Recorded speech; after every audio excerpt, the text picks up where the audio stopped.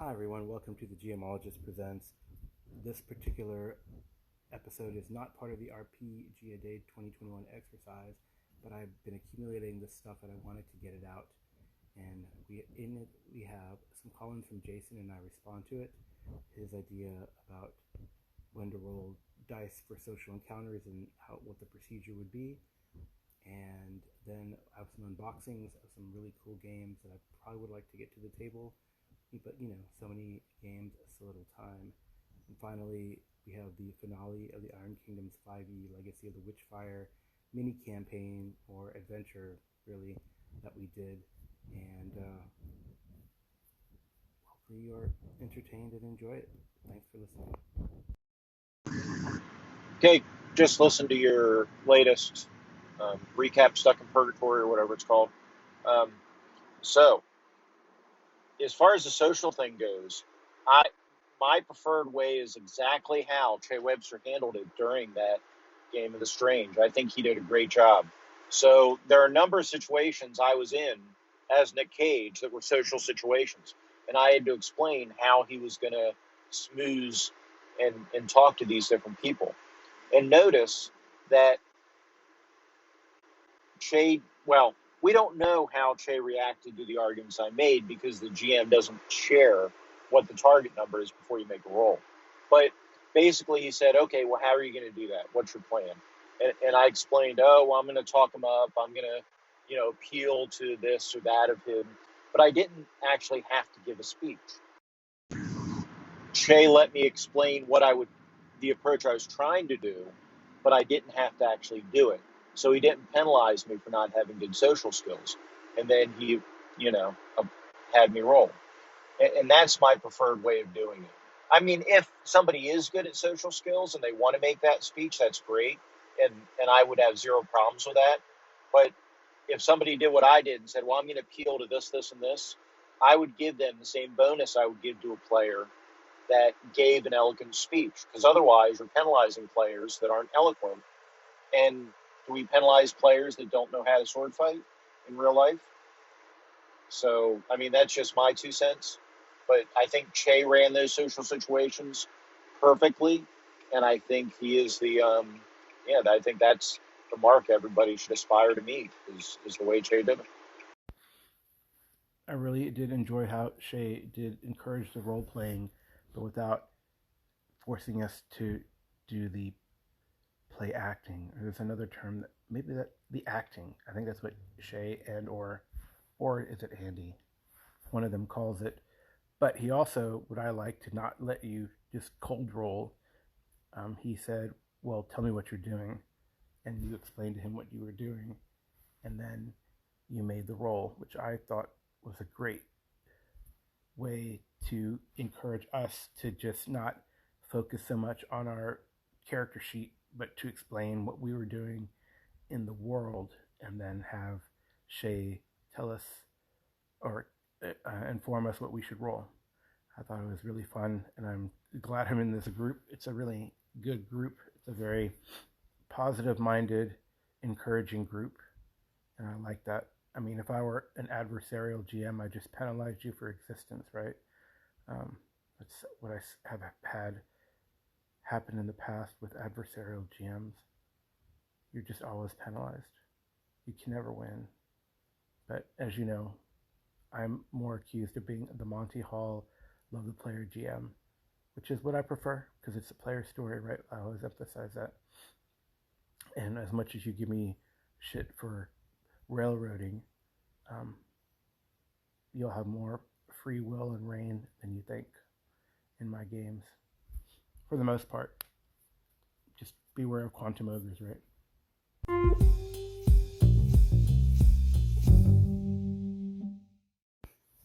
I do a lot of Kickstarters, and I never know when I get a box exactly what it is that I'm getting. So today I have a box from Nord Games, and it's about 8 by 17, about 5 inches or so deep. So my cat there's a cat here and she might help. We'll see. I I'll try to open.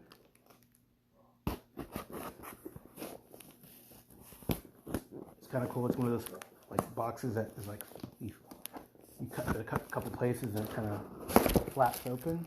There we go. Oh, okay. I didn't know that they distributed that.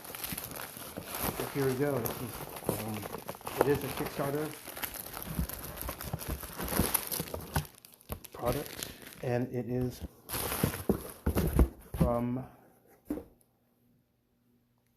from Cobalt Press. And what I got here is the Scarlet Citadel, which I also did the VTT for. And it is a Dungeon of Secrets, a mega dungeon of some sort. A classic style adventure for 10 levels of play, compatible with 5th edition. Tons of original traps and monsters. And it's the book with the map, the pull-out map. You can hear the pages creaking. Lots and lots of encounters. We did play test some of this, but I don't think they, unlike in Empire of the Ghouls, there doesn't seem to be any play testing credit. Like they had a whole set of pages for credit for the Empire of the Ghouls, although that play test was more involved. This was just play testing a couple sets of encounters, as opposed to an Empire of the Ghouls where we play tested for several things and several times. So, pretty cool. Scarlet Citadel says not just the book, but there's a baggie of stuff. Oh, the map folio.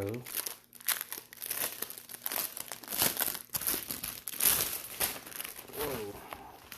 So it's a big map folio with, wow, these are all sorts of maps. That'd be great at the table if playing live, but not in VTT. But the map folio is pretty damn extensive. It's pretty nice. So I guess this was part of the things to unlock during the Kickstarter. So there we go. It's the map folio with the Scarlet Citadel. Yeah, I'm going to do another unboxing because I got some more stuff today. What? That's Amy in the background. I'm doing another unboxing. So this is a letter size envelope. It is from AAW Games.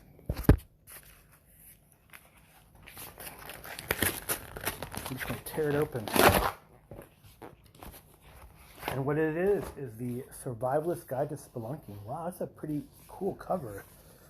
Like the cover, it's like rough feeling instead of smooth feeling. So this is the 5E, I guess, successor to the Dungeoneer Survival Guide back from AD&D days. It looks pretty cool. Pretty cool pictures. It is for 5E, but it's a comprehensive taxonomy of caves, expanded climbing tools and rules, advice for designing maps and running 3D environments, modular rules for momentum and chases, rules for minerals and exotic ores, streamlined rules for tracking supplies, foraging and hunting, etc., etc. Well, it is pretty cool. It is actually really good for an underground campaign, especially for 5E. It's very nice looking. I might have to do like a podcast where I compare this to the Dungeoneer Survival Guide and see if it covers the same things or not, or how updated it actually is. Looks pretty nice. It's pretty interesting how the text is arranged. It's like a 3-column of text throughout, instead of like a 2-column. The 3 columns of text, pretty dense, more dense, I guess, even though the font is pretty large, much like many 5e products. 3 columns makes it a bit more dense, wordy-wise, so that's kind of cool. Very nice art, actually. Really cool black and white art throughout. Really nice. Cool. It'd be very useful, I think. I had started writing the Abyss the 5e adventure from WotC Out of the Abyss, and this would work perfect with that, I think. Or any underground campaign. All right, good stuff. I got another mystery box, man. I don't know what the hell is coming in nowadays, but it's a bigger box. It's about 6 inches by 8.5 by 11, so 6 inches deep, and it says it's from Flat River Group from Belding, Michigan. And it's to me. Not anything weird for my wife. No, maybe it's an Amazon-y thingy. Hey, if it's not game related, I'll just erase this. The big box, plenty of bloop bloop wrap or poppy things. Oh, very nice. So the product that I have received is from Free League, and it's the Alien role-playing game Colonial Marines Handbook. Awesome sauce. Can't wait. I really would love to run Aliens RPG or Coriolis, any sci-fi game with the Free League mechanic, MYZ mechanic, and I would be excited to run this Colonial Marines Handbook. I have some stuff online. I have the starter set, and this has for the Alien RPG Colonial Marines Operations Manual, history of the organization, creating Marines, weapons and vehicles, the Frontier War, factions on the frontier, Marine missions, and the end game, which the end game is a scenario. So, and Marine missions are 6 thrilling missions that you can do too. So pretty cool. The Alien Colonial Marines Operations Manual in the house. Aliens coming to a GMologist game running thing near you.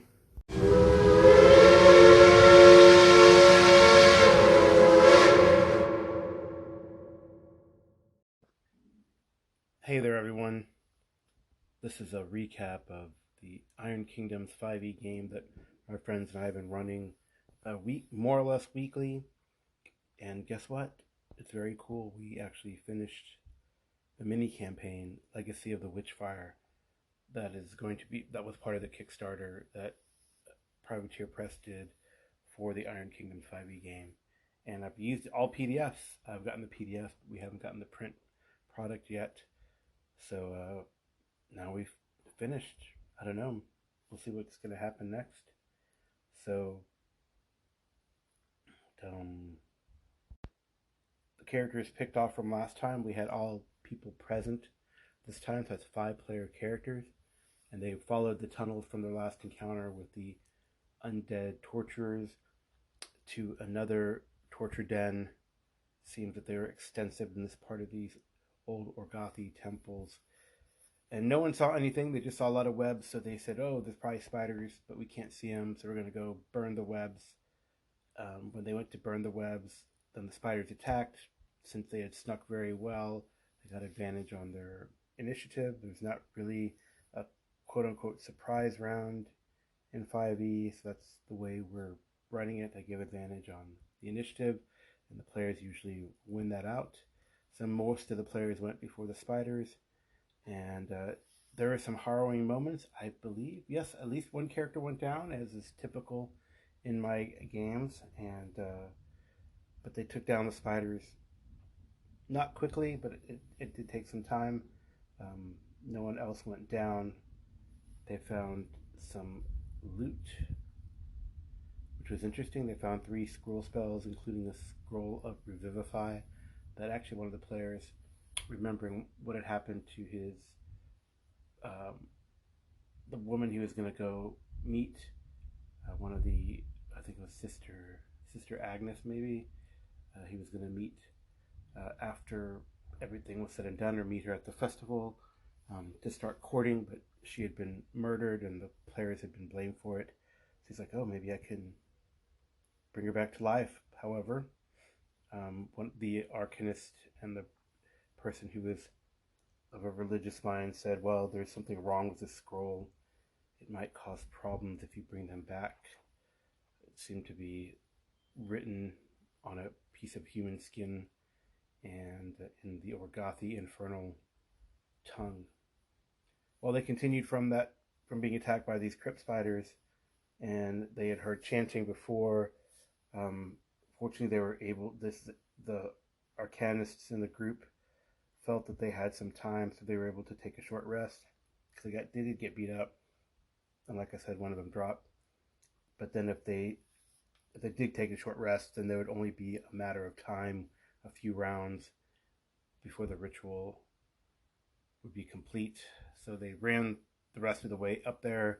They got to this place where they saw the sword, the Witchfire, in a body and something forming into the husk of a man who was conducting the ritual.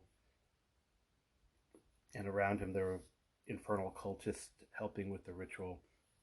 So there's, in this verse, magic is, there's always a visual display, whether you cast magic, there's like arcane symbols drawn in the air that manifest, or in this case in a ritual, the sigils and stuff were glowing and drawn on the ground, and the characters proceeded, and they did actually. One character charged uh, the the head ritualist becoming a demon thing. His name was Omodamos, and attacked him despite taking damage every round within this circle of ritual. Other characters took out the Infernalists, and the magic using character, the Warcaster, began going to each symbol while his Jack was punching, and well, his Jack did take some time to get up there because it had some flaws, but when the Jack did up there, it started beating things up too, but he was disrupting and defacing the sigils so the ritual would be stopped. And I thought what was cool in this scene, the scene was, I'll say as written, it is scripted, and I didn't like that. So I said, you guys do whatever you want. Don't worry about, this is Witchfire thing that's very iconic in the verse. So one player said, okay, well, I'm going to grab the Witchfire. He ripped it out of the body, and there's still tendrils of smoke emanating from it, but then he used it, and he is a mage hunter, so he used it to great effect against the head ritualist who was becoming a demon. And a combined effort of the players cut this guy down. He was able to cast, or the head ritualist slash demon was able to cast some cool spells. I even got to cast a fireball that wasn't super effective because everyone made their save. He cast Hellish Rebuke. There's drinking of potions. But what I thought was cool is that to finish him, the Dormio, the duelist, he had gotten a gun from, after they'd rescued some children, he'd gotten a gun earlier, like a big hand cannon earlier in the game, or the series campaign. And he fired upon the creature, and what was great, I didn't even need to give him the extra bonuses from the gun. Is a magical handgun called the Final Verdict, but he pronounced the Final Verdict muttering the name of Omodamos subconsciously, unconsciously, as he fired upon the demon thing forming and destroyed it. However, that was not all. As they destroy this guy, I mean, it's a catacombs, right? And this is part of the scripted, almost ending. This guy, Captain Jack Darrigan, who had been their foil behind the scenes, that they probably didn't know, came upon the scene and said, oh, thank you for killing this cult of demons. I'm also a demon cultist, but for a different cult of demons. Ha ha ha. So he opened up a portal, but they took him down very quickly, and then some demon ripped out of his carcass. But by that time, Alexia Cianor had arrived on the scene, and what was cool, it worked out well for me because the mage hunter had run to cut off the escape of the Jack Darrigan, Captain Jack slash other cultist demon thing, and Alexia came behind him and pointed to the Witchfire that this mage hunter had, and I was surprised. He gave it over, and then she raised with the swords, and she kind of knew it.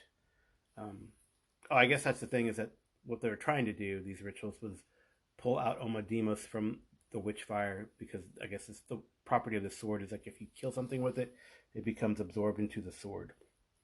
So Alexia, knowing, and the new character not being attuned to it, could only use like the current benefits, but Alexia knows the sword, so she grabbed it, raised the dead cultists that had been killed into thralls, and they with the combined might of the characters took out the second demon thing, and that was kind of it. The epilogue was that Alexia then answered any questions they had. She told them that her uncle, Father Dumas, was still alive, though the sisters had been killed, and then proceeded to leave Corvus, dragging the undead risen thralls with her out of the city. So that was it. That's the end of the mini campaign. All the characters got to 4th level. I don't know if we're going to continue or when we're going to continue. They have all the characters, like I said, they're in D&D Beyond. We can use this as a backup game, in which, and I promised them I'll make up my own stuff, because they're not super fond of these pre-made adventures for the most part. It seems they want to do their own thing because they like to, play their characters and follow the characters' motivations, which is totally understandable. I get it. But that's Iron Kingdoms 5e. We finished a mini campaign. Yay, a whole adventure going from levels 1 to 4. I guess that would be the first book in a big adventure path, like if we were playing Pathfinder. But there you go. 4th level characters, not bad. Not bad. It's a good composition. What I saw in the game is that for sure the gunner is getting damn awesome. The gunslinger was blasting things left and right and doing a lot of damage with his mage pistols, which was pretty cool. They make it pretty easy to use guns in this game. Yes, it's kind of expensive, but for example, most pistoliers can use as a bonus action to reload their single shot weapons, and you can get multi-shot weapons, and they have like simple pistols and more complex pistols, which is kind of neat. So very cool, and I'm glad that the rogue character got to shine. He was doing bad roles and unfortunately missing a lot, but he not only did he kill Omodamos, but he also killed Jack Kerrigan, and it was very satisfying because as the Kerrigan thing died, as Kerrigan died and the demon exploded out of him, he told him, "Haha, I killed your potential girlfriend." So it was pretty satisfying for that player, I think. And now he might have a mission when it continues. Okay, well that's it for IK5E. Thanks for listening, and I hope you enjoyed that recap.